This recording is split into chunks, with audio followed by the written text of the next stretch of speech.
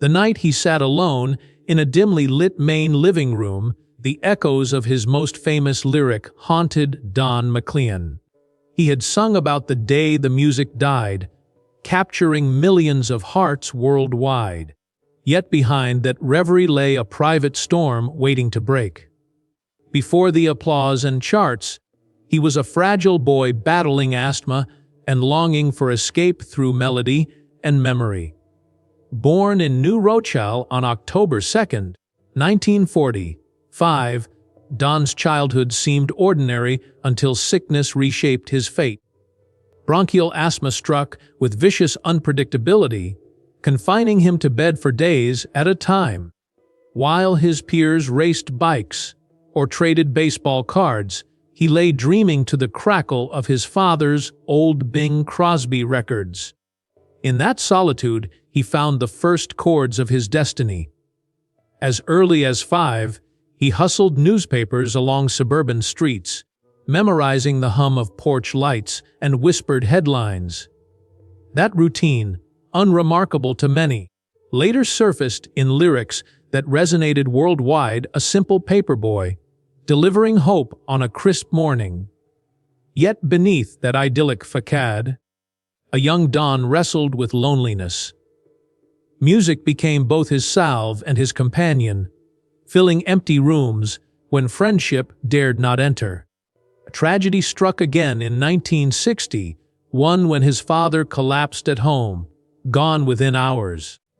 The loss ripped a familiar anchor from Don's life, leaving him adrift in grief. Yet paradoxically, it also opened a door. Free from paternal expectations, he dared to imagine a different future. He traded a shaky college scholarship for guitar strings, pouring teenage angst into chord progressions that would one day reverberate across stadiums tenfold. By the time Don reached his late teens, New York's folk scene beckoned. Fueled by determination, he called established artists until Pete Seeger gave him a chance.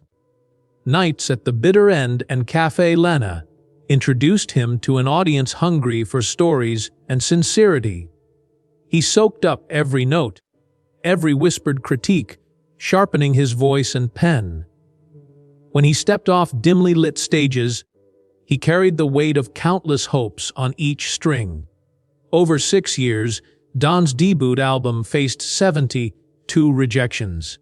Labels deemed his 8-minute opus unradio-friendly. Yet in Berkeley basements, student DJs spun its haunting piano intro. That same persistence led to a modest reissue by a struggling indie label. Slowly, letters poured in, thousands decoding cryptic lines about a tragic flight. What began as whispers in college towns blossomed into a cultural phenomenon, proving that true art demands patience. In January '72, a single radio station took a gamble. 3,000 callers flooded the switchboard in 60 minutes, pleading for a replay. The song shot to #1, staying there for 4 weeks. It sold over 3 million copies in its first month, and suddenly Don McLean was everywhere. Magazine covers sold out shows and royalty checks in the millions. Yet at this pinnacle, the seeds of discord began to sprout. Success bred scrutiny. Tabloids lingered on every whisper, hunting for cracks. Meanwhile, behind mansion walls, tension simmered. His marriage frayed under the weight of fame and control. Stories emerged of locked doors and trembling voices. Anxious footsteps echoed through corridors, once filled with laughter. Those closest watched a man unravel, torn between the artist who danced on stage and the private figure who cast long shadows over his own home. Then came a single phone call in the dead of night. The dispatcher's voice crackled as his wife's trembling words reached the operator. A desperate plea from behind a locked bathroom door. Police found bruises that spoke louder than any headline. Don was arrested at 70. The the world gasped. The folk legend, once synonymous with innocence, now stood accused of terrorizing the people he vowed to protect most. The charges stacked up: quickly assault, criminal restraint, terrorizing, and more. Each legal victory was a public relations disaster. As the cases dragged through courts, the magnifying glass grew only hotter. Friends distanced themselves. Promoters canceled tours. His songs, once a soundtrack of shared memories, became background noise to a scandal. Every chord echoed with tension, every lyric tinted by suspicion. Even the staunchest fans felt torn, unable to separate art from artist. Behind closed doors, a different narrative unfolded. His daughter, once a promising musician herself, battled anxiety at the mere mention of his name. His wife, once his greatest ally, looked back on years of controlling behavior and veiled threats. Documentary filmmakers raced to capture her testimony, and journalists uncovered emails that pointed to a man grappling with paranoia as fierce as his fame. The line between performance and reality blurred. Stay tuned as we dive deeper into the secrets that shattered a legend's life and legacy. The morning after that fateful call, headlines screamed betrayal and confusion. Don McLean, the harmless troubadour, who once serenaded millions with poetic melodies, was now cast as a suspect in a domestic violence nightmare. Journalists sifted through public records, unearthing 6 formal charges that would dominate his life for months. Assault, criminal restraint, terrorizing, criminal threatening, criminal mischief, and hindering reporting hovered like storm clouds over his name. Bail was set at $10,000, an amount that seemed trivial compared to his fortune, but monumental given the severity of the allegations. Court dates were scheduled within days. Meantime, fan forums erupted in heated debates. Some clung to loyalty, insisting the man they worshipped on vinyl and during live shows was innocent. Others recoiled, accusing him of a betrayal too violent to ignore. Concert promoters took no chances. Tour dates in Idaho were abruptly canceled, and an entire Australia leg was postponed. Don's voice, once welcomed on stages from Anchorage to Adelaide, was now met with silence backstage and uncertainty ahead. Inside the courthouse, the narrative unfolded like a tragic script. Prosecutors detailed a terrifying scene from that night. They described a locked bathroom door, a frantic 911 call, a battered body. His wife's words, trembling yet resolute, became the centerpiece of a bitter drama. She painted a portrait of fear, bruised arms, shattered confidence, a home that felt like a cage. Defense attorneys countered by questioning motives, hinting at paranoia or misunderstanding. But the tape of the emergency call, chilling and unedited, spoke volumes beyond any lawyer's rhetoric. In the weeks that followed, Don McLean disappeared from public view. No Instagram statements, no impassioned video messages. Instead, he retreated to a quiet cabin, far from paparazzi lenses. Yet the silence only intensified speculation. Websites promised exclusive leaks, tabloids printed anonymous accounts of control and intimidation. It wasn't just legal experts dissecting evidence. Casual listeners who once sang along to "Bye Bye Miss American Pie" found themselves asking impossible questions.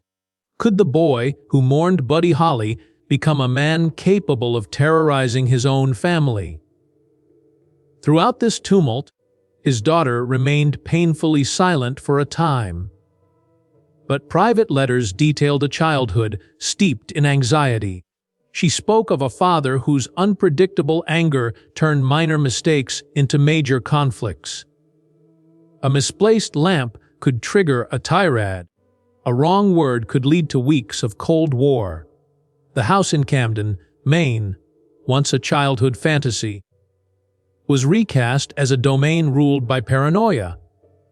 Family friends recalled nights when children tucked themselves into locked rooms, afraid that any misstep might unleash fury. Even with mounting evidence, the case took unexpected turns. In mid-spring, prosecutors announced a plea deal. Don would plead guilty to 4 charges in exchange for suspension of the most serious assault count. Fines totaling $3,600 were ordered. He agreed to counseling, a mental health evaluation, and a year of strict conditions. If he adhered, the remaining charge would vanish. To some observers, the deal felt like a way to sidestep prison time. To others, it was confirmation of guilt. Either way, the man who once navigated the charts with grace was now navigating a legal maze. Still, the bargain carried seismic fallout. Universities rescinded honors. UCLA famously stripped him of the George and Ira Gershwin Award. Invitations to speak at songwriting panels evaporated. On college campuses, student governments passed resolutions urging school radio stations to pull McLean's music. Sales of his legendary song dipped ever so slightly as streaming platforms quietly demoted it in trusted playlists. Even radio DJs who championed him in January '72 found themselves choosing between legacy and liability. Yet in the eye of this storm, Don McLean refused to vanish entirely. He resurfaced on social media to defend his integrity. In a series of stoic posts, he demanded apologies from critics and insisted the charges were unfair. He touted charitable visits to Israel, the inspiration he drew from Lennon's melodies, his decades of sobriety. But empathy for the alleged victim was notably absent. That omission fueled fresh controversy. Critics accused him of treating domestic violence like a PR hiccup, rather than confronting the underlying misconduct. Meanwhile, the dark secret had seeded a new genre of commentary. True crime podcasters dissected every nuance of the case. YouTube channels published 5 facts they don't want you to know, driving millions of views. Even casual historians compared this collapse to other music icons who fell from grace.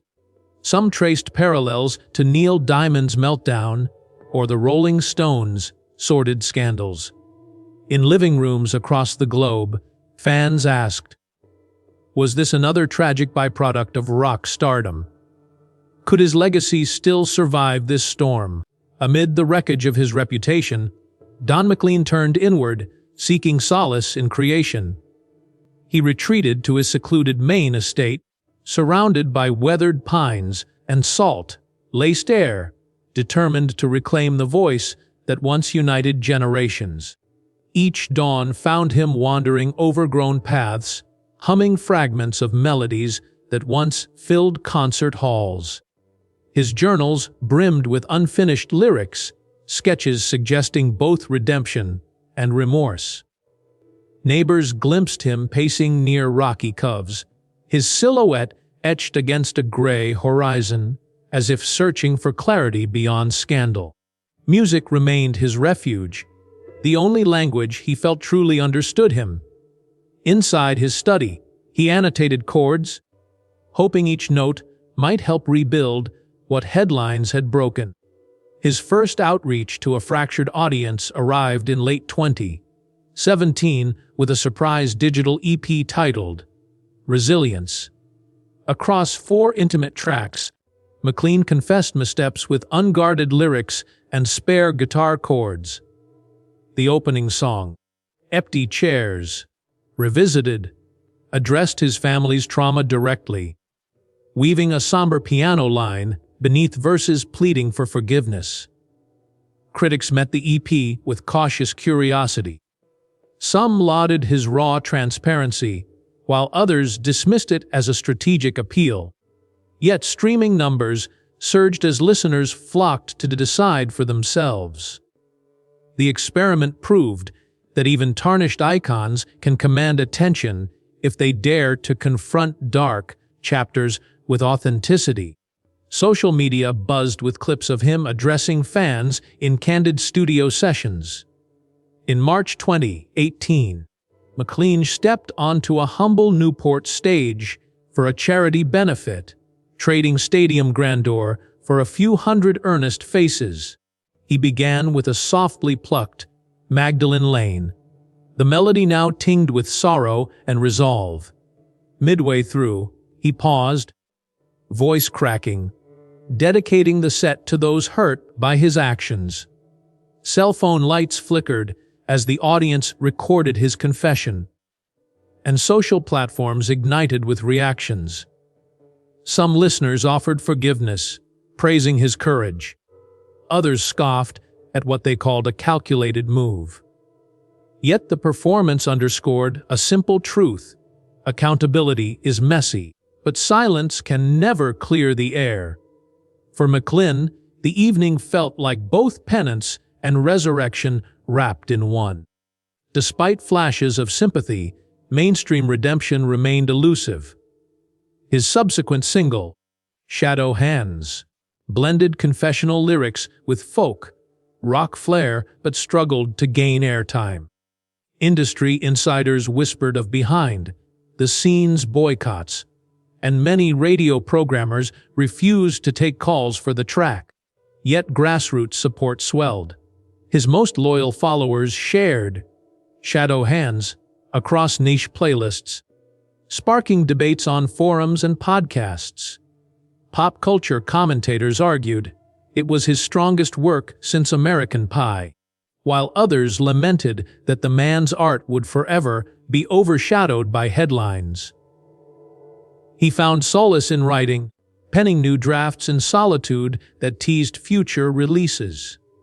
Then came 2019's most brutal blow. Rolling Stone ran an extensive interview with his daughter Jackie, who disclosed years of emotional manipulation and fear.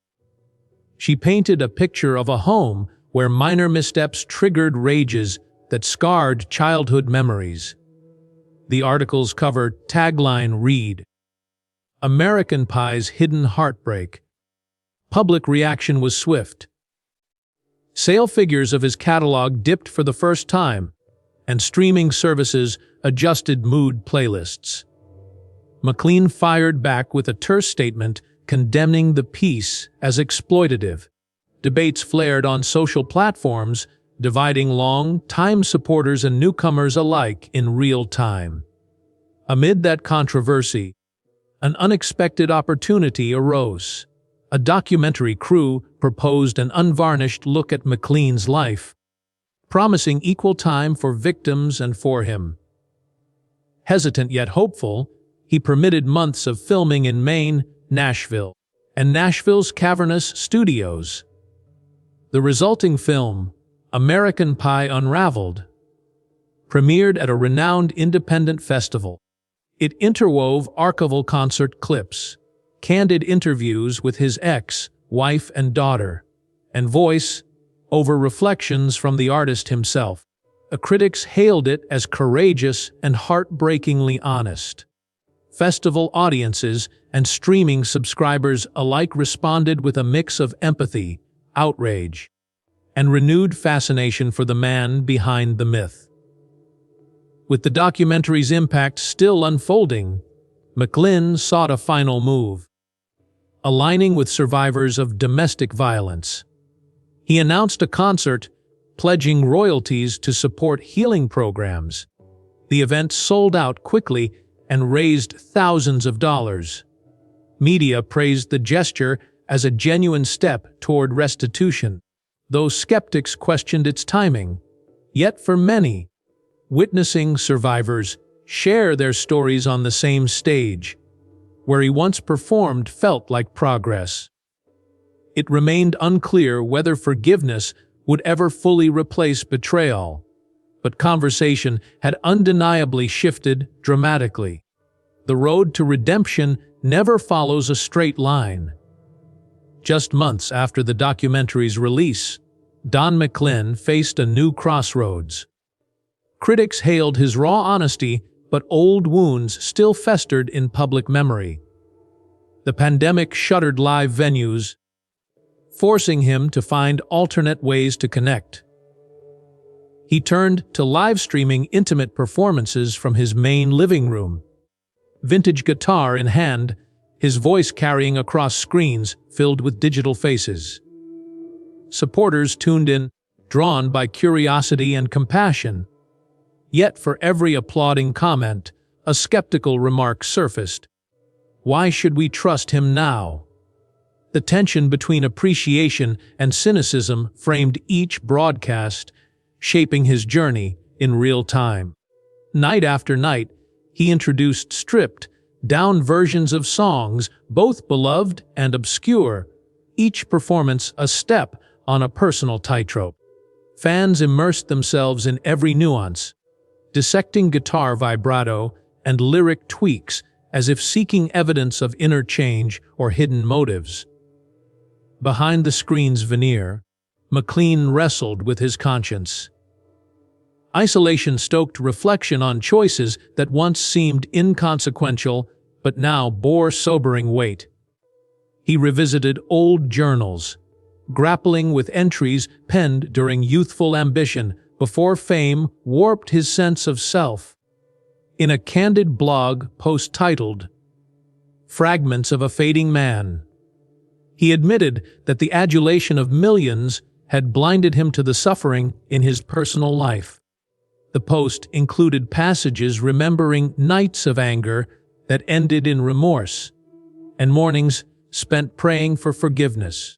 The readers responded with a blend of empathy and critique, creating an online dialogue that mirrored the public's divided loyalties. Some commenters shared their own stories of regret and redemption, linking arms with the artist in a collective search for truth. Others dismissed his words as damage control, insisting that no epistle could erase bruises or alter legal records. As spring turned to summer in 2020, McLean ventured outside his digital cocoon. He agreed to speak at a small writing retreat in Vermont, where 500 attendees assembled under canvas tents. On the final evening, he performed a set interspersed with candid commentary. Before a hushed crowd, he recounted the asthma that nearly ended his life and the rush that came from first hearing his song on the radio. Then, with visible restraint, he acknowledged the pain he inflicted, offering a vow to rebuild trust rather than demanding it. The audience responded with respectful applause, but the lingering question hung in the twilight air: could remorse and artistry coexist? Many left that night reflecting on their own journeys toward forgiveness. Behind the scenes, McLean assembled a small team of confidants and experts, a crisis manager versed in reputation recovery, a legal advisor ensuring compliance with his plea deal, and a counselor who held weekly sessions via video call. Their objective was to plot a sustainable path forward, one that balanced artistic ambition with personal accountability. They discussed release strategies for new material, weighing the merits of confession, laced lyrics versus abstract compositions. Some urged him to silence overtly personal content, others believed bare vulnerability would resonate more deeply. Eager to move forward, McLean often found himself torn between privacy and exposure, craving the silence of solitude even as he craved the connection only music could deliver.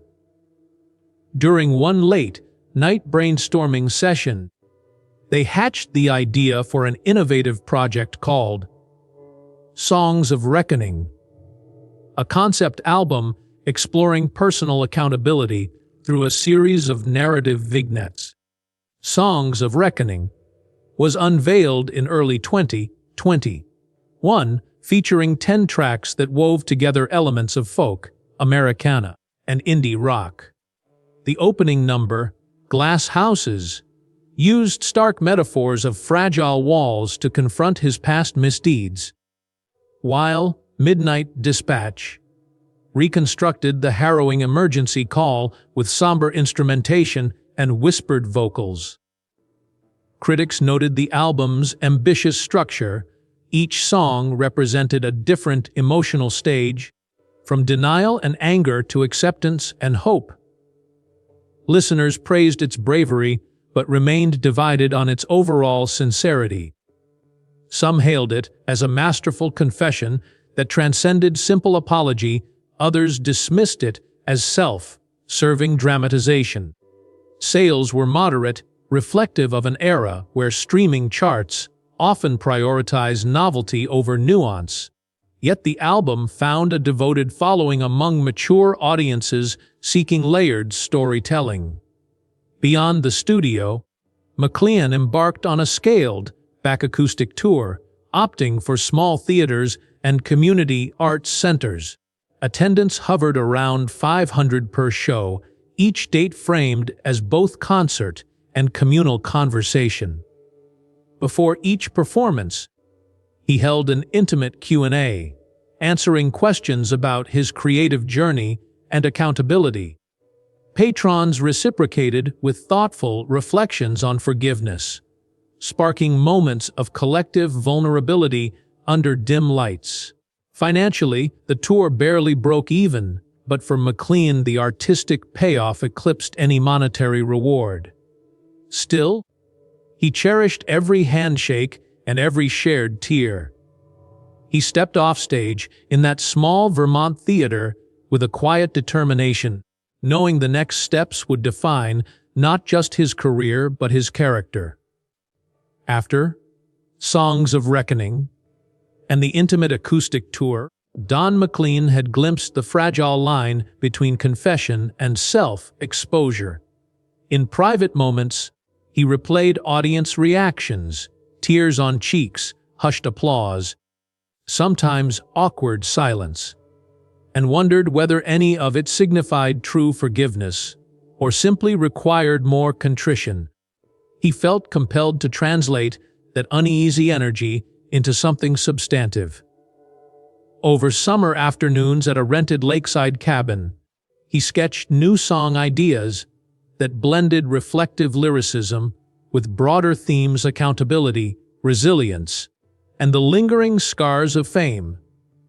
Each morning, he opened his journal and listed what he needed to atone for, then wrote melodies that felt like penance. He knew the hardest part would be convincing the world that this next chapter wasn't another publicity stunt, but an earnest step toward repair. Meanwhile, reactions rippled beyond music circles. Journalists who once chronicled his fall from grace began following his small-scale philanthropy, volunteer stints at crisis hotlines, behind-the-scenes support for domestic abuse shelters, and private grants to mental health programs in Maine. Those actions barely made headlines, but they mattered.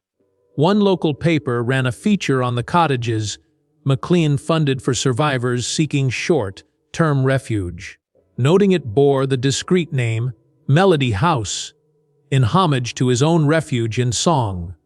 On social media, survivors and advocates praised the effort, while skeptics questioned his motives, inevitable pushback in an era